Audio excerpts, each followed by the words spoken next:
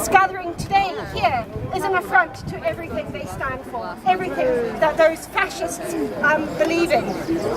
We have to take every opportunity available to us to oppose the hate, to oppose the fear, and to oppose the division that they want to bring back to our streets.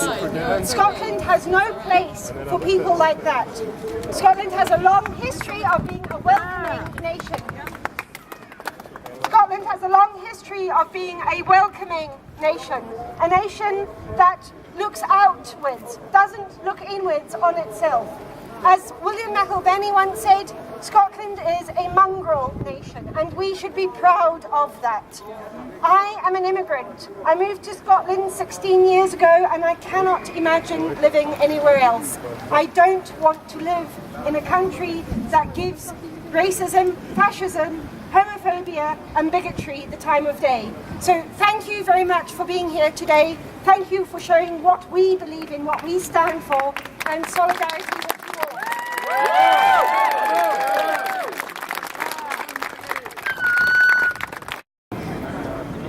I was absolutely shocked to hear from my friends in Glasgow that Britain First had invaded. Hello? Yeah. I was absolutely shocked to hear from friends over in Glasgow that the mosque had been invaded by thugs from Britain First. They'd walked into the mosque, showed no respect to people, intimidated people. They're handing out Christian Bibles. It's clear that these people think that they've got some leeway, that they, with the financial crisis, with austerity and cuts, they're exploiting it to create division and to scapegoat people. Black Triangle constantly fights against scapegoating of disabled people who have been vilified and made out to be scoundrels. Everybody knows who caused the financial crisis. It was the bankers in Wall Street. It's a financial system where 97% of our money in circulation is created by banks when they make loans.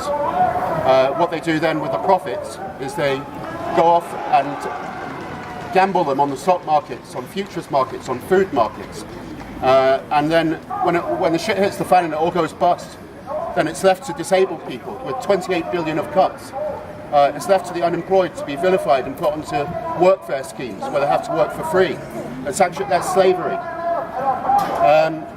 UKIP and these buggers over there have got nothing to say to anybody about these things or what we might do to get systemic change to ensure that these things don't happen again. So important that whenever they turn up, whenever they rear their ugly heads, that we come out in all weathers, no matter when, in every place, and stand together united and say we will not accept the politics of hatred and division. Thank you very much.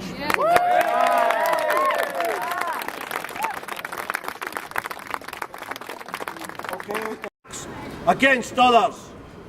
We would not wish that any other family to go through this harrowing experience, and appeal to everyone to keep calm and to show their respect in a peaceful manner. That's direct from the family. That's what they ignore every time. That's when they go to Pollock Shields and the death that happened there. Again, they ignore the wishes of the family. We need to keep pressing that point loud and clear, that they do not speak for the family. The family wants nothing to do with them, and we should be saying that to politicians that say that these people, and the deal that was done today was to keep them to the back streets. And unfortunately sometimes that's the kind of deal that has to be made. But we have been on the streets, the public have seen us. These people have slinked up the back street of the Carlton Street and up some steps and into a park. Look, where is the British people to see the master race? So that is the position, but there is a risk and a danger, and we need to be saying to everybody in colleges and workplaces and communities and in trade unions that they have to come out, because what we saw and what was mentioned in Glasgow, going straight into a mosque and intimidating old Muslim men and threatening them and chanting at them, because it's there on Facebook. Those people want to gather an army. They want to be able to say that they can go anywhere and intimidate everybody. So we're in a dangerous period with UKIP and the Tories vying for the racist vote, but also we see Labour and others failing to stand up on behalf of immigration into this country. If anybody watched Question Time, and I don't suggest that you spend your time really watching it over and over again, iPlayers will do it for this. But you see the politicians there squirming, failing to tackle them. Only on the other night, the only person that was challenging it was somebody for the SNP. The other person the week before was for the Greens. What the hell is Labour doing? What is the Labour politicians doing? It's good that Malcolm Chisholm sends us a message saying he's with us, and that's great. But what we need is Labour Party banners all over the demonstration. We need even Liberals, SNP, saying that they stand together on the streets against that scum. Because there's no doubt, if we didn't stand against them, how many people would be on that other side? How many racists would come crawling out the woodwork? They would go into workplaces and football clubs like Hibs and Rangers and Hearts and say, come on the street, it's great. We can march up and down. We can intimidate. We can frighten people. Britain First wants to create the SAS or UKIP. That's what they tried the other night there, when they come huckling along and try to push into the front to show that they were the bodyguards. History teaches about that type of group. They're the people that threw the bricks through the Jewish shops in the German cities and frightened the Jewish people into submission, and eventually we know where they ended up. Because nobody stood up. Well, we stand up. We stand for immigration. We stand for an integrated society. That's what we are standing for. That's why we should be proud of what we're doing. So our numbers are depleted today, but they won't be on the 23rd. Have confidence that if you come out, your friends come out, then we will see thousands of people on the streets of Edinburgh opposing that.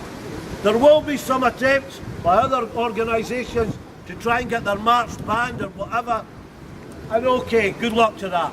But what we know is the numbers on the street, if we are many and they are few, then they slink into the night, like Britain First. Did you see them on the UKIP demo?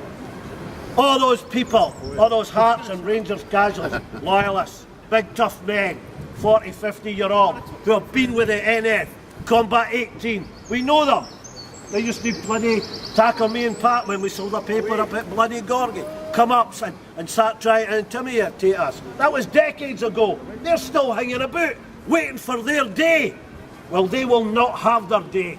They will not have their time. Not again. We know what they were like before, and we will make sure that we stop them. They're good. Right. Cheerio! Cheerio! Cheerio! Cheerio! Cheerio! Cheerio! Cheerio! Cheerio! Cheerio! Cheerio! Cheerio! Nazi scum! Off the streets! Nazi scum! Off the streets! Nazi scum! Off the streets! Nazi scum! Off the streets! Nazi scum! Off the streets! Nazi scum! Off the streets! Whose streets? Our streets! Whose streets? Our streets! Whose city? Our city! Whose city? Our city! Whose streets? Our streets! Whose streets? Our streets! Whose city? Our city! Whose city? Our city! Black and white, unite and fight! Slash the SDL! Black and white, unite and fight! Slash the SDL! Cheerio! Cheerio! Cheerio! Cheerio! Say it loud! Say it clear! Refugees are welcome here! Say it loud and say it clear! Refugees are welcome here! I'm going to read a statement from the chair of the Edinburgh Liberal Jewish community. essential, also for our own sakes, for those of us who live here in Edinburgh, to make a stand against the insidious hatred that the SDL is trying to stir up. Edinburgh is a city where people of different faith groups and ethnic backgrounds try their utmost to live and work together in harmony. We must strive to ensure that the SDL does not harm these efforts. We Jews, small in number in Edinburgh, know only too well from other times and other places what can happen if the small voice of unreason is allowed to swell so that communities become endangered. So I would like to add my voice to this Jewish community in its stand against the SDL march and the fascists responsible for it. Thank you.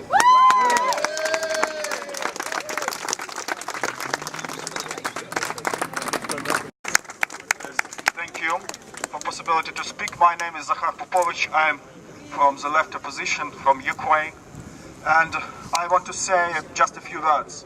It's not only foreign imperialism from United States, from EU, from Russia that is tearing up the country. It is the local neo-Nazis of Ukrainian far-right and unfortunately of Russian far-right who are threatening people in Ukraine, all over Ukraine, in eastern regions, in central regions, and it is very important, and it's making harder and harder to stop them actually.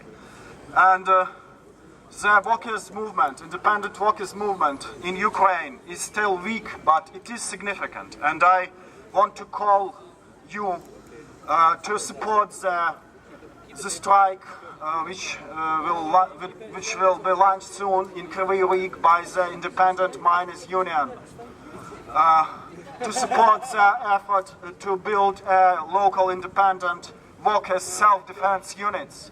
And these workers, organized workers, which are not much participated in Maidan or anti-Maidan movement, are now under pressure from both sides, and the situation, the social and economic situation in Ukraine is getting worse and worse.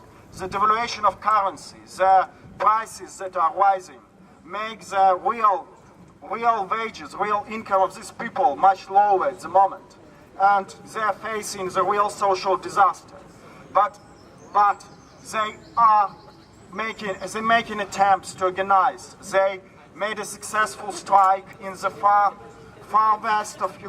east of Ukraine, in Krasnodon and Lugansk Oblast, and they didn't join neither Maidan, neither anti-Maidan movement. They tried to build the movement of their own, and they allowed no violence where they are present, where they can organize.